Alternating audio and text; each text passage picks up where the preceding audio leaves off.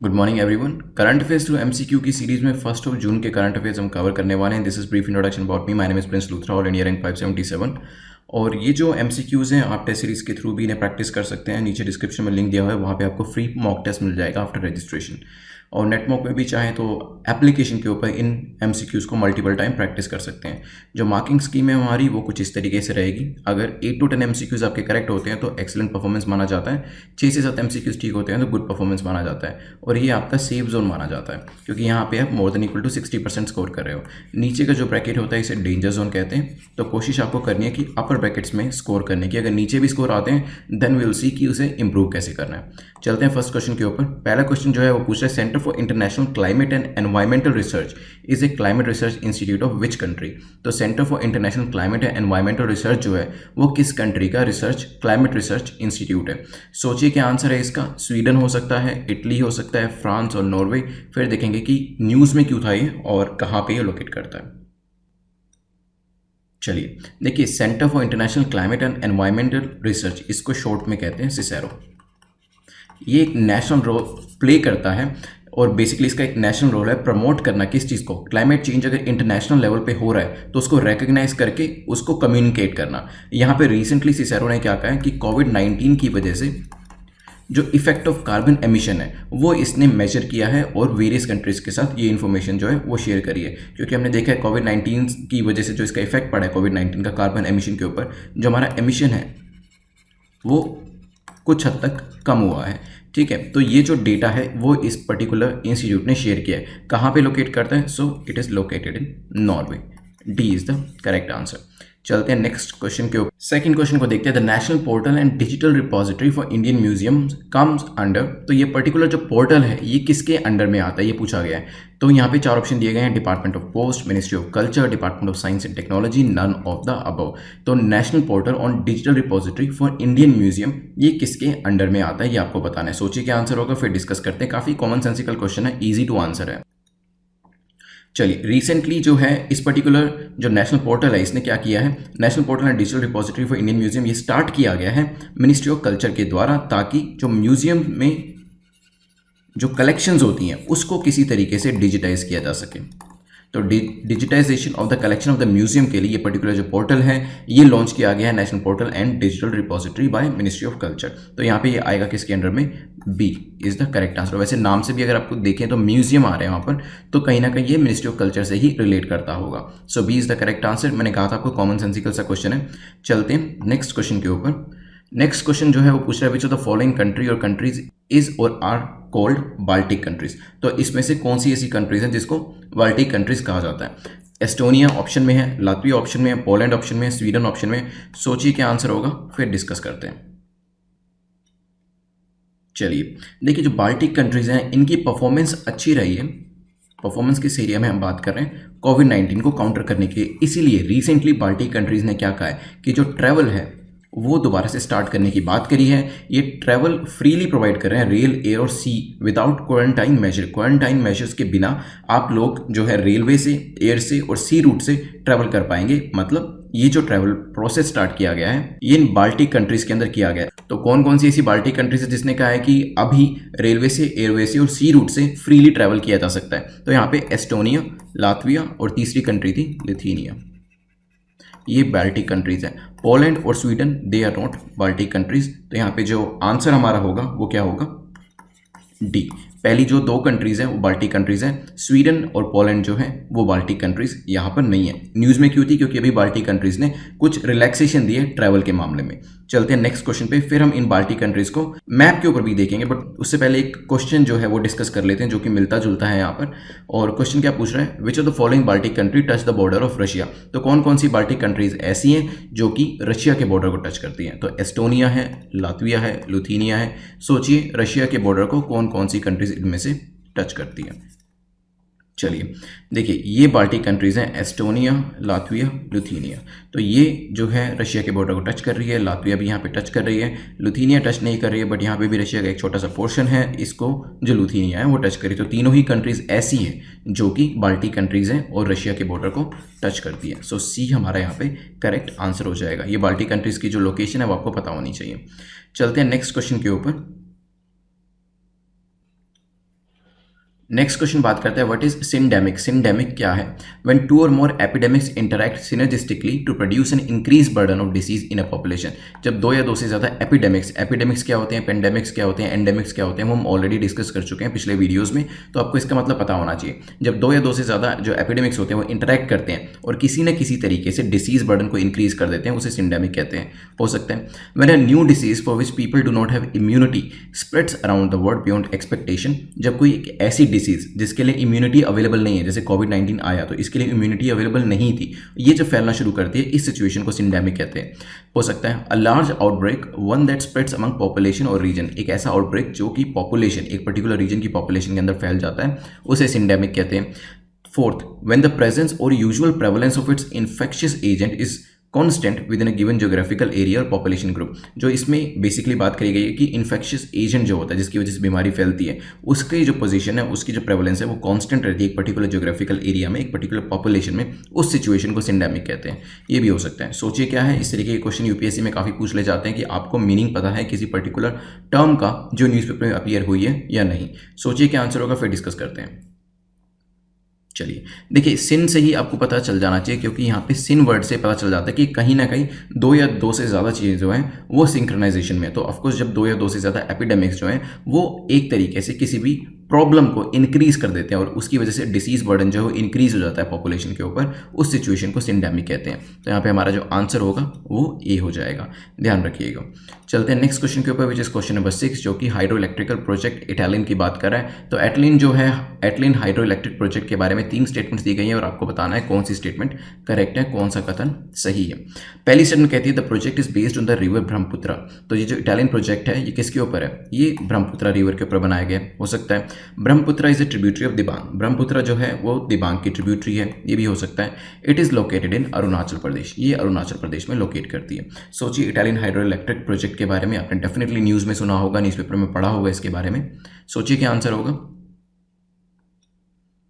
चलिए देखिए, Italian hydro electric project के ऊपर न्यूज़ में ये इसीलिए था क्योंकि काफ़ी सारे कंजर्वेशनिस्ट जो हैं, काफ़ी सारे एनवायरमेंटलिस्ट जो हैं और इवन लोकल पब्लिक जो है वो कह रही है कि ये जो पर्टिकुलर प्रोजेक्ट है इसको नहीं बनाना चाहिए। प्रॉबेबली हो सकता है डिस्प्लेसमेंट इसकी वजह से होगी, आसपास में रहने वाले लोगों को नुकसान होगा, बायोडाइवर्सिटी को नुकसान होगा, इस वजह से एक अपोजिशन जो है वो देखी जा रही है। ये बनाया कहाँ जा रहा है? ये दिबांग वैली में,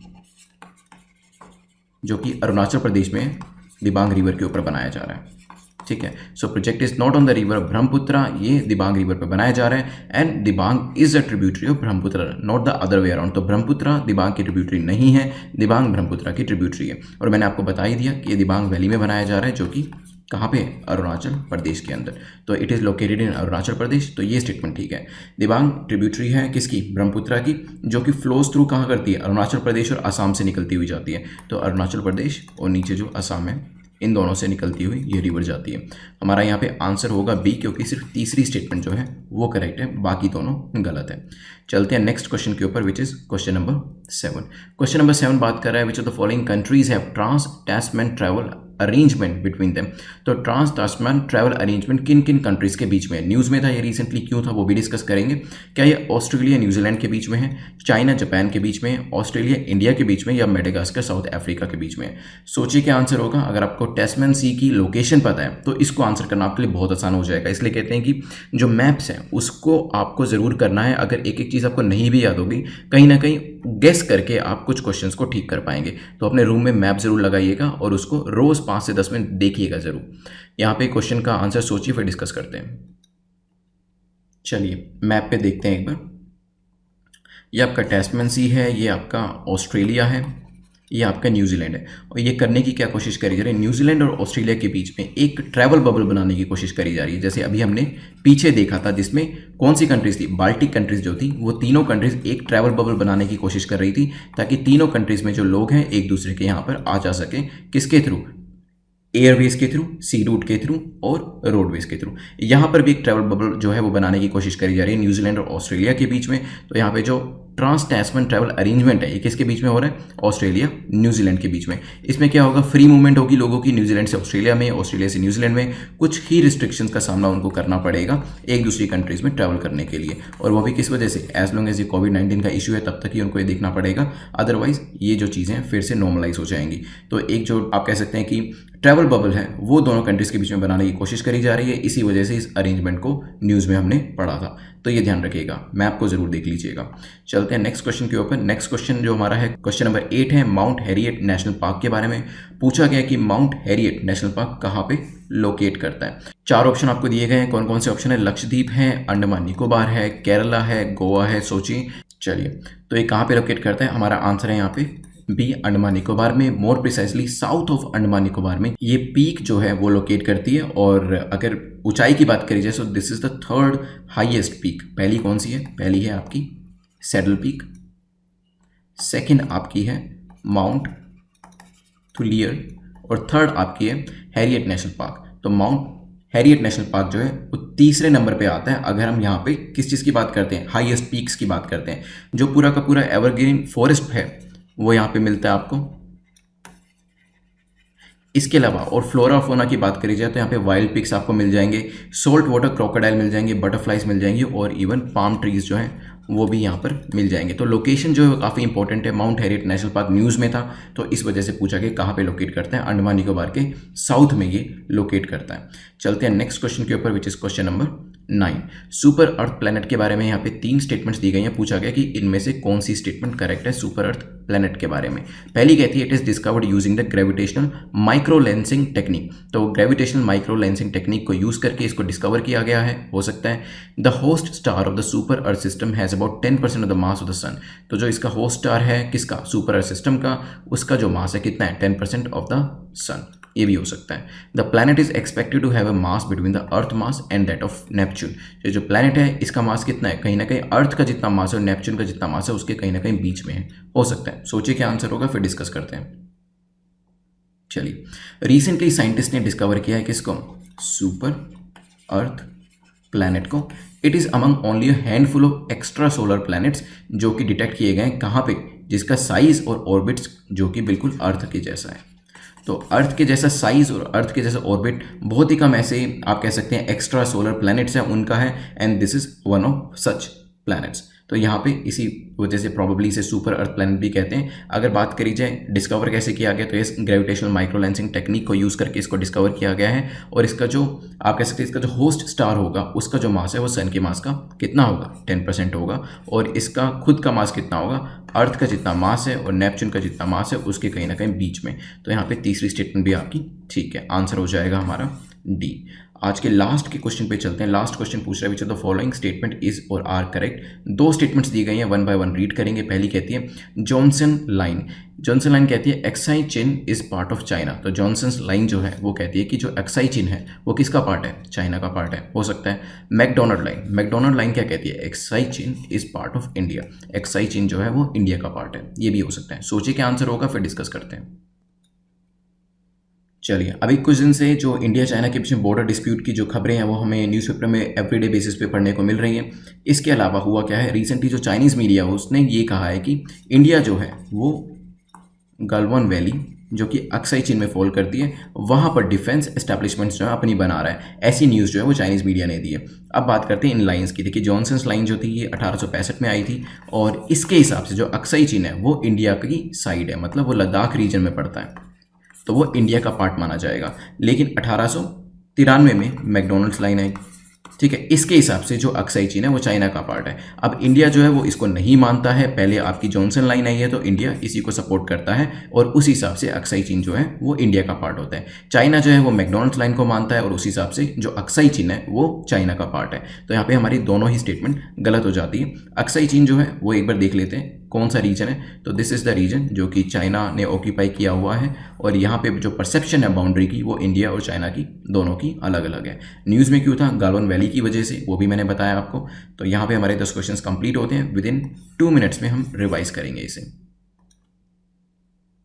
चलिए, तो सबसे पहले हमने क्या डिस्कस किया था? सबसे पहले हमने देखा था centre for international climate and environment research, जिसे सिसेरो कहा गया है। इसने रिसेंटली बताया है कि कार्बन एमिशन में क्या इंप्रूवमेंट देखा गया है, किस वजह से? क्योंकि कोविड-19 की वजह से कम एमिशन हमें देखने को मिला है। इसके बारे में रिपोर्ट दी है। कहाँ पे लोकेट करता है? लोकेट करता है नॉर्वे के अंदर। इसके बाद हमने देखा था कि national portal and digital repository for Indian museum कहाँ पे आता है? मिनिस्ट्री ऑफ कल्चर के अंडर में आता है। देन बाल्टिक कंट्रीज जिन्होंने एक ट्रैवल बबल बनाया, उसमें एस्टोनिया, लातविया, लिथुआनिया है। इसके बाद डिस्कशन हुआ था कि कौन कौन सी रशिया को टच करती हैं ऐसी बाल्टिक कंट्रीज, तो एस्टोनिया, लातविया, लुथीनिया तीनों ही जो थी वो टच कर रही थी। एस्टोनिया ऊपर से कर रही थी, लातविया भी वहीं से, और लुथीनिया नीचे से टच कर रही थी। फिर हमने सिंडेमिक के बारे में देखा था। सिंडेमिक क्या था, जब 2 या 2 से ज़्यादा एपिडेमिक्स जो है वो मिल जाते हैं और किसी तरीके से डिसीज़ का बर्डन इंक्रीज कर देते हैं पॉपुलेशन के ऊपर, उसको सिंडेमिक कहते हैं।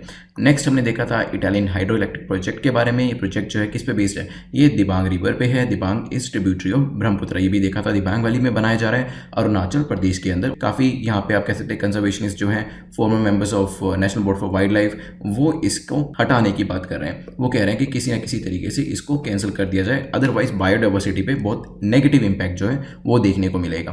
देन हमने देखा था ट्रांस टैस्मैन ट्रैवल अरेंजमेंट के बारे में। जस्ट लाइक बाल्टिक कंट्रीज एक ट्रैवल बबल बनाने की कोशिश कर रही हैं, उसी तरीके से ऑस्ट्रेलिया एंड न्यूजीलैंड भी एक ट्रैवल बबल बनाने की कोशिश कर रही है एज लॉन्ग एज कोविड-19 यहाँ पे रहता है। तो यहाँ पे मैप देख सकते हैं, एक ट्रैवल बबल जो है दोनों कंट्रीज के बीच में बनाने की कोशिश करी जाएगी। Then Mount Harriet National Park 3rd highest peak है, साउथ ऑफ अंडमान निकोबार में फॉल करती है। इसके बारे में देखा था, यहाँ पे वाइल्ड पिक्स मिल जाते हैं, salt water crocodile, palm trees, butterflies भी आपको मिल जाती हैं। सेटल पीक हाईएस्ट पीक है और यहाँ पे माउंट हैरियट नेशनल पार्क जो है 3रे नंबर पे आता है। फिर हमने इसके बाद देखा था सुपर अर्थ प्लैनेट। इसमें जो डिस्कवरी करी गई है वो ग्रेविटेशनल माइक्रो लेंसिंग टेक्निक को यूज़ करके करी गई है, और यहाँ पे जो इसका होस्ट स्टार होगा उसका मास सन के मास का 10% होगा, और इसका खुद का, प्लैनेट का खुद का जो मास होगा वो अर्थ और नेपच्यून के कहीं ना कहीं बीच में फॉल करता होगा। देन हमने जॉनसन्स लाइन के बारे में देखा था, जिसको इंडिया एक्सेप्ट करता है। इसके हिसाब से अक्साई चीन लद्दाख का पार्ट आता है, मतलब इंडिया का पार्ट होता है। मैकडोनल्ड लाइन जिसको चाइना मानता है, उसके हिसाब से अक्साई चीन जो है चाइना का पार्ट होता है। अभी गालवन वैली में कंस्ट्रक्शन की वजह से जो काफ़ी ज़्यादा चाइनीज़ मीडिया था वो इसके लिए ह्यू एंड क्राई मचा रहा था। तो 10 क्वेश्चन हमारे यहाँ पे कंप्लीट होते हैं। देन अब मार्क्स को एक बार देखेंगे कितना आपने स्कोर किया। कमेंट सेक्शन में अपने मार्क्स को जरूर लिखिएगा। देन अपर 2 ब्रैकेट्स में अगर आपके मार्क्स है then congratulations, you are in the safe zone.